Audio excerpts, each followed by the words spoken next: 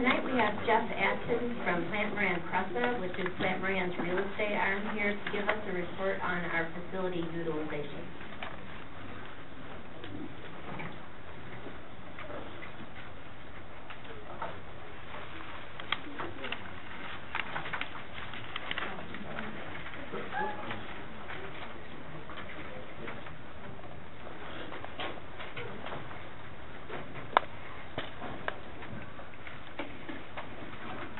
Good evening. Good evening. Thank you very much for allowing me to present here tonight. Thank you, board, administration, superintendent, community. My name is Jeff Atkins. I'm with Plante-Moran CRESA. I'm a senior associate over there working in the public education sector. And tonight I'm here to present some of our findings from our report we've done. Just a brief outline of what we plan to cover in the agenda. One, just wanted to let you know who Plante-Moran is, maybe introduce or reintroduce who we are. Spend more time going through the facility evaluation that we've done, and then ultimately end with some questions and answer time. Available, I know it's kind of getting late in the night, but I'll be available as long as you want me to be here. Who is Plante-Moran? You may know us as more of an auditing and tax consultant business, but we do have a separate arm that does just real estate. We're an independent contractor. We don't deal with any builders, developers, or anything like that. We're independent. We do a lot of work within the K-12 sector. Our office is about less than 10 minutes away from here, so it's a nice easy commute for me today. And we do various different consulting assignments for school districts, all the way from an initial review like this all the way through a final construction program. So this may be just the first beginning of the long journey with us.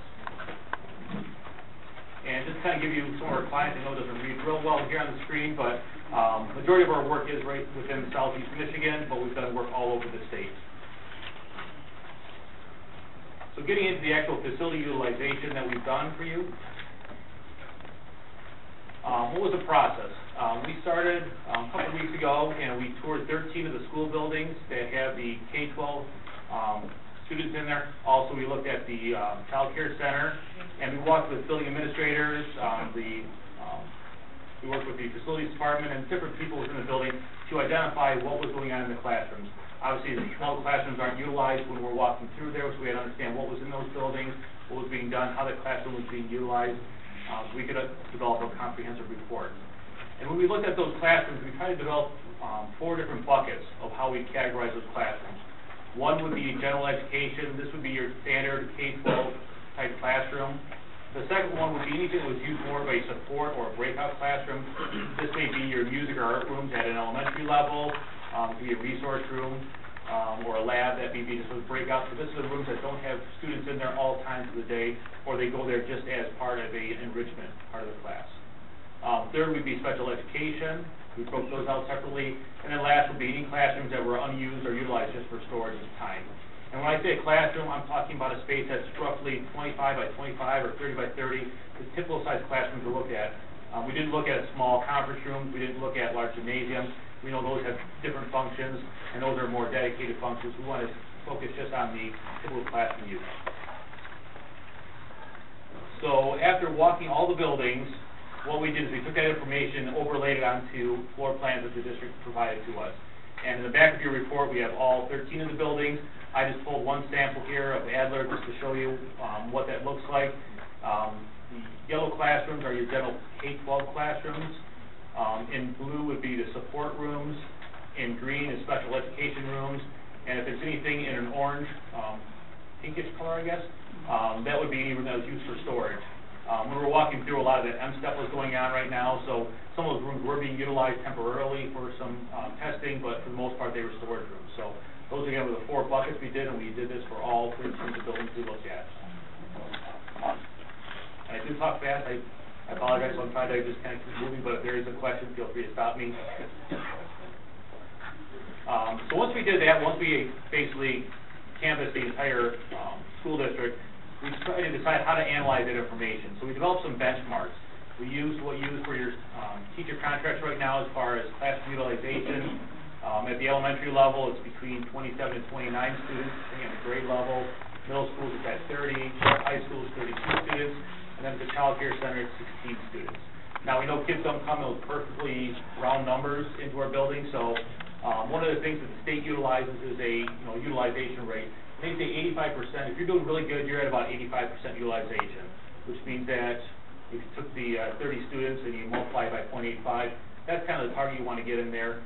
You can't be perfect. That number kind of ranges. It's a little more challenging at the high school level because of changing classrooms, but it's a little more predictable at the high school because you have roll-up numbers. So you want to be right around 85% would be the optimal, but you definitely want to be above 60%. 60% is the guideline the state of Michigan gives to us when we're doing building programs. They won't let us do any kind of construction of a building if you're less than 60%. They just don't feel that it's worth the investment to build a building that's if you have you're using less than 60% of the building. So those are two kind of bookends for percentages of utilization. Another factor you can look at is when we're typically building a building, you look at about 150 square foot per student. And again, that number kind of fluctuates based on the grade level of it, but that's also a good benchmark industry standard-wise as far as how much space a building has to have. So we kind of use all those different benchmarks, kind of crunch some numbers, and develop a spreadsheet. And I apologize to the audience. There's a lot of information that's got on the one page. I've kind of walked through a little bit of it and give you some high-level summary numbers. So the left-hand side, working from left to right, left-hand side is the 13 buildings we looked at. They're kind of categorized by the grade structure. Elementaries are at the top, high schools are towards the bottom. Column A is the square footage of the building. Just to kind of give us a feel of how big that building is. Column B is the grade level configuration of that. Southfield's a little bit unique in that they don't have the traditional 3 grade structures. They've got a little bit more breakdowns of grade structures with the one middle school and the other K-8 buildings. The next column over is the general ed classrooms. These would be the number of rooms that you have in the building that are purely just K-12 use, not for any kind of other special use for the buildings. Column D, these are all the support rooms and the special education room. We kind of lump those two together because they have a similar role, that they're not really utilized for K-12, but we brought all those classrooms in here to quantify them. And then column E, these are the rooms that are used for storage or unused right now. These would be rooms that would be available for programs to go into right now, or it could become classrooms if necessary. And then column F would be the total of all the classrooms within that school building. Again, these are the classrooms that are roughly your typical 20 by 25 by 25, 30 by 30 classrooms. Then we got from the district the current enrollment for each one of the school buildings.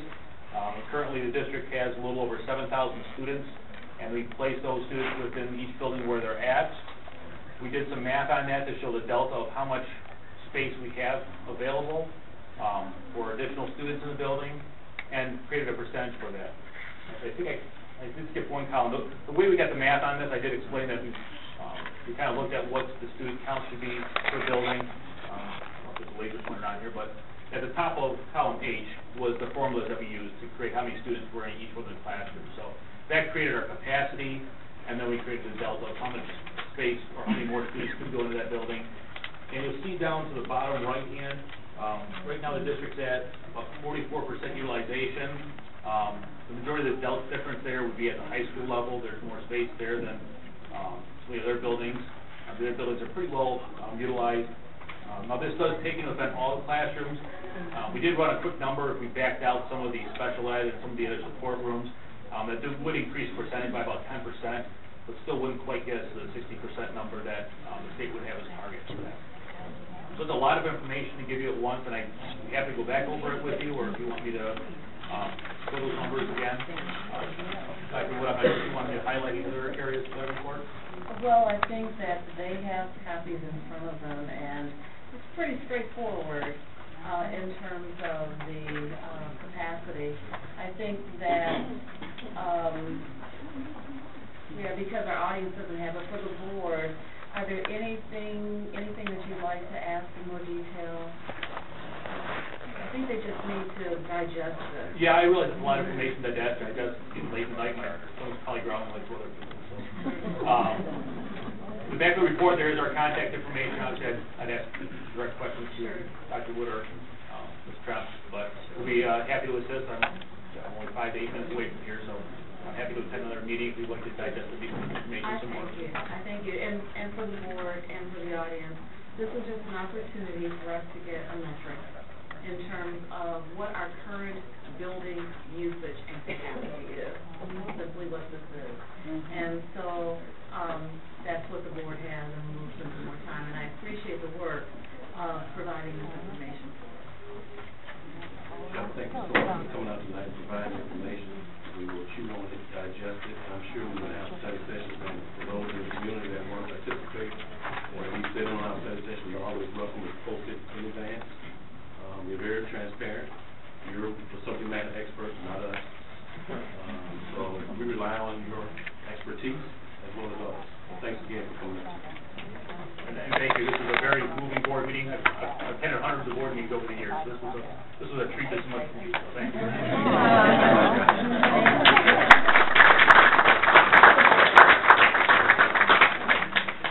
received, and my report is in the consent agenda.